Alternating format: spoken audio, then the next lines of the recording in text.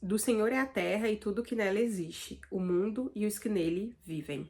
Eu amo esse texto porque ele passa muito claramente a ideia de que nada foge da presença do Senhor, de que toda a terra e de que nós somos do Senhor.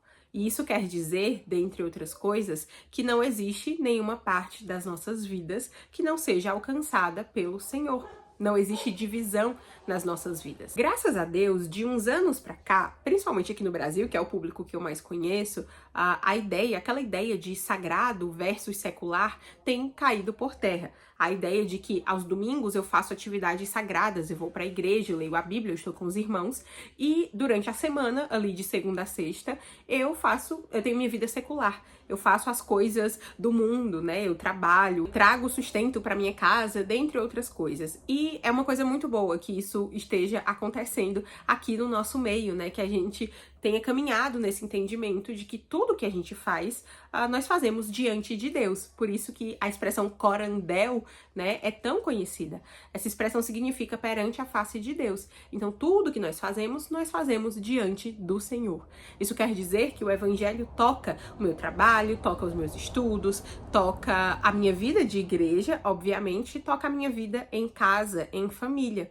Isso é maravilhoso, mas eu acredito que a gente precisa ir além nesse entendimento de que nós vivemos perante a face de Deus. Se eu vivo corandel, se a terra é do Senhor e tudo que nela há, isso quer dizer também que tudo que eu faço, cada mínima atividade que eu faço, também é feita diante do Senhor. E isso dá um significado novo a tudo aquilo que eu faço. Não existe momento mundano demais no meu dia. Não existe atividade pequena demais no meu dia. Não por causa da atividade em si, e sim porque nós vivemos diante da face de Deus. Imagina que nada do que você faz foge da presença do Senhor. Isso é uma alegria, né, por um lado, porque isso confere significado a tudo aquilo que a gente faz, e por outro lado, nos dá uma espécie de assombro, porque pensa que cada vez que você troca uma fralda, cada louça que você lava, cada planilha de Excel que você preenche, cada texto que você escreve, você faz isso diante da face de Deus. Isso deveria nos fazer tremer e fazer o melhor possível com aquilo que a gente tem, né? Então, tudo que nós fomos chamados a fazer, deveria ser feito da melhor maneira possível. Não apenas por causa das pessoas, não apenas porque nós devemos servir ao outro, mas porque nós vivemos diante da face de Deus, porque toda a terra é do Senhor. A presença dele permeia tudo que a gente faz, das pequenas às grandes atividades. Se nós cairmos no erro de dividir a nossa vida em esferas, né? Se a gente pensar, não, o domingo é do Senhor, o meu momento devocional é do Senhor, o momento em que eu lavo louça ouvindo uma música cristã, um louvor é do Senhor, e os outros, aí eu vou fazendo do meu jeito, do jeito que dá mesmo. O que a gente está dizendo no final das contas? Que essas atividades, orar, ler a Bíblia, ir à igreja, são oferecidas ao Senhor e as outras não são. Então nós estamos vivendo diante de quem? Nós estamos vivendo, nos movendo e existindo em quem? Se nós não oferecemos essas atividades a Deus. Essa ideia profundamente teológica tem muito a nos dizer a respeito da nossa vida diária, da nossa vida comum, porque afinal de contas, a nossa vida inteira é vivida em dias, horas, minutos e segundos. Então, tudo isso deve estar diante de Deus e deve ser oferecido a Deus. Não é só a viagem missionária, o grande evento que nós temos na nossa vida. Então, como é que a gente vai entregar isso a Deus? Como é que nós estamos vivendo essa vida como um sacrifício vivo? Muitas vezes, né, a gente tem essa ideia do sacrifício vivo, a gente pensa nisso nos mártires, a gente pensa nos missionários, nas missionárias que deram as suas vidas, que estão gastando as suas vidas num campo missionário. E realmente essas pessoas devem ser louvadas, né, pelo que elas fazem, elas devem ser honradas. Mas o nosso sacrifício vivo, diário, oferecido a Deus, também deve ser feito aqui em casa, enquanto você faz aquela atividade a mais chata possível. Quando a gente pensa que nós estamos oferecendo essas atividades a Deus a nossa perspectiva muda. A nossa perspectiva a respeito de como nós vivemos os nossos, não apenas dias, ou não apenas a nossa vida inteira, mas as horas, os minutos e os segundos muda. Então, quando a gente entende que a terra é do Senhor e tudo que nela se contém, esse texto, primeiro que ele é bem óbvio, mas segundo, ele nos passa essa ideia de completude, de que não existe nada para além, não existe nenhum lugar, né, como diz Abraham Kuyper, sobre o qual Jesus não possa dizer é meu. Especialmente nós mulheres precisamos desse amparo teológico para entender a nossa rotina, porque independente, né, do seu contexto familiar, principalmente se você é casada, se você é mãe, a rotina vai se impor a você. Você vai ter que fazer coisas todos os dias, as mesmas coisas todos os dias. E isso, gente, dá um desânimo às vezes, porque muitas vezes, enquanto a gente vai limpando a casa já vai, né, tá sendo suja ali novamente. E muitas das nossas atividades, mesmo que você não seja casado, mesmo que você não cuide de uma casa, mesmo que você não seja mãe, muito do que você faz todo dia é uma manutenção de si mesma, né? Todo dia você precisa tomar banho, você precisa comer, você precisa fazer alguma coisa para comer, você precisa limpar minimamente o seu espaço, o ambiente, né? Você tem que ser responsável minimamente por isso, por esse tipo de manutenção. E tudo isso parece maçante e muitas vezes, na verdade, todos os dias eu luto contra esse pensamento. Por isso que mais do que eu chegar aqui, né, como eu chego nos vlogs, dizendo pra vocês que a gente deve encarar essa rotina, né, oferecer a nossa rotina a Deus, por mais que eu diga que, olha, cada pequena atividade importa e eu exemplifique isso lavando a louça, cozinhando alguma coisa, limpando a casa, trabalhando, né, trabalhando pra fora no meu emprego externo, a gente precisa entender a teologia, né, do ordinário, a gente precisa entender a teologia por trás da rotina, porque se a gente bota ali um vídeo de faxina, não sei se isso acontece com vocês, mas quando eu boto um vídeo de faxina, eu me motivo a ir limpar a casa. Mas essa motivação logo passa, né? Senão eu sempre estaria motivada, né? Não, eu vi esse vídeo aqui, então eu sempre estarei motivada a limpar a minha casa. Ou eu aprendi uma coisa nova acerca da minha profissão, do meu trabalho, que é ser social media, né? Então eu aprendi uma coisa nova, um insight novo, aí eu fico ali animada pra fazer o que eu tenho pra fazer. Se fosse só isso, aí eu sempre seria motivada, né? A fazer o que eu tenho que fazer, a cumprir os meus prazos, a fazer o melhor que eu posso fazer. Mas nós precisamos de mais do que essa motivação. Nós precisamos de uma boa teologia fundamentando tudo isso. Porque a boa teologia vai criar esse solo fértil no nosso coração para que a gente cultive essas virtudes, para que a gente cultive esse oferecer cada atividade a Deus no nosso dia a dia.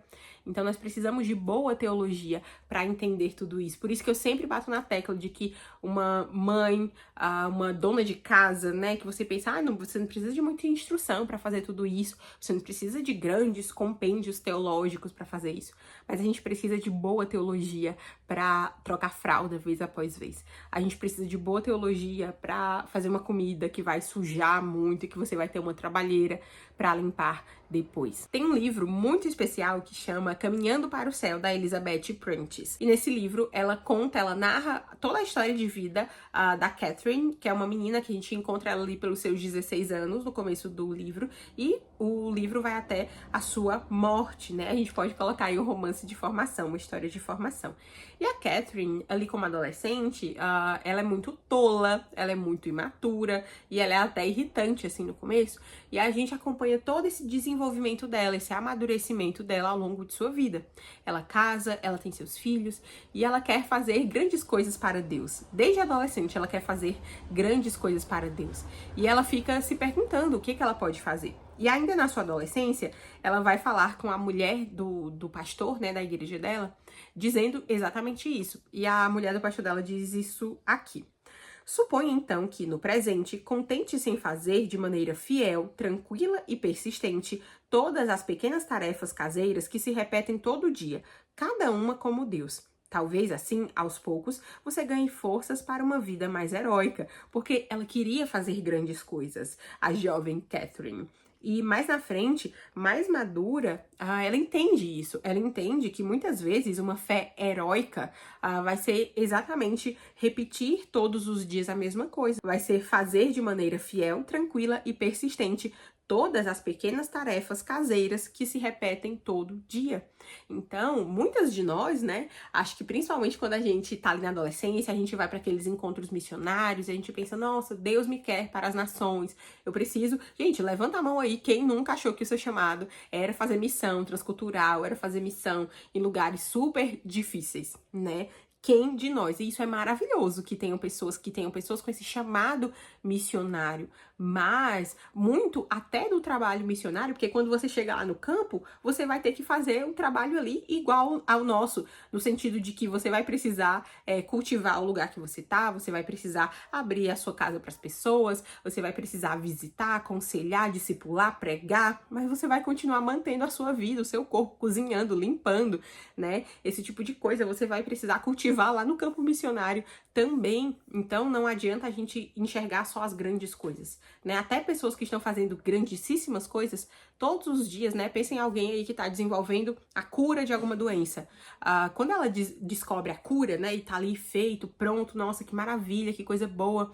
Descobrir um remédio, alguma coisa assim científica que vai ajudar muitas pessoas. Isso é maravilhoso, isso é uma coisa grande. Mas a rotina dessa pessoa de pesquisa era ir pro laboratório todo dia, fazer teste, fazer ensaio. Deve ser uma coisa super maçante, sabe? Então, nós precisamos nos alegrar e encontrar significado nas nossas atividades repetitivas, porque todo dia a gente vai ter que fazer essas coisas.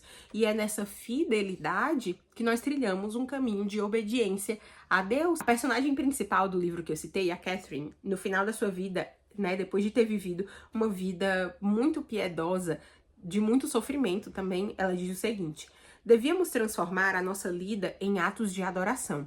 Em vez de acreditarmos que o ordinário trabalho diário era uma coisa e a religião outra. No lugar de ir a reuniões de oração para entrar em um bom estado, devemos viver em bom estado de manhã até a noite, da noite até a manhã. E oração e louvor seriam apenas mais uma forma de expressar amor, a fé e a obediência que estivemos exercitando em meio à pressão dos labores. Então, não é quando eu ajudo alguém, não é quando eu vou para o culto de oração, não é quando eu estou ali meditando na palavra apenas que eu estou exercitando a minha fé. Tudo que eu faço é um ato de amor e de obediência a Deus. E a minha vida de piedade não se resume, de novo, aos meus devocionais, ao meu discipulado, não se resume a ler a Bíblia com os meus filhos. A minha vida de piedade inclui fazer todo o resto, porque a terra é do Senhor e tudo que nela se contém. Não existe um lugar na terra que não seja do Senhor. Não existe um momento do nosso dia, uma área da nossa vida que Deus não esteja olhando. E isso deve mudar tudo, deve mudar a maneira como nós enxergamos cada coisa, né? Cada pequena coisa que nós fazemos. A gente precisa de muita motivação para lidar, né? Como a autora coloca aqui, a personagem coloca, nós precisamos lidar com as pressões do dia a dia. Não importa o seu contexto, se você é uma estagiária que pega ônibus de manhã, 5 da manhã, para ir trabalhar, e você passa o dia fora, e você vai do estágio para a faculdade, aí você tem que estudar depois também, resolver um monte de perrengue da vida, da igreja, de casa. Não importa se você é uma mãe de filhos pequenos, não importa se você trabalha no escritório o dia inteiro, você precisa lidar com essas pressões do dia a dia. Mas se nós pensarmos por esse lado de nós podermos, sabe, oferecer cada pequena atividade que a gente faz a Deus, isso traz uma responsabilidade enorme, um peso enorme, porque nós estamos representando o nosso Senhor em todo lugar, né? Se a gente faz algo mal feito, nós estamos dando um mau testemunho.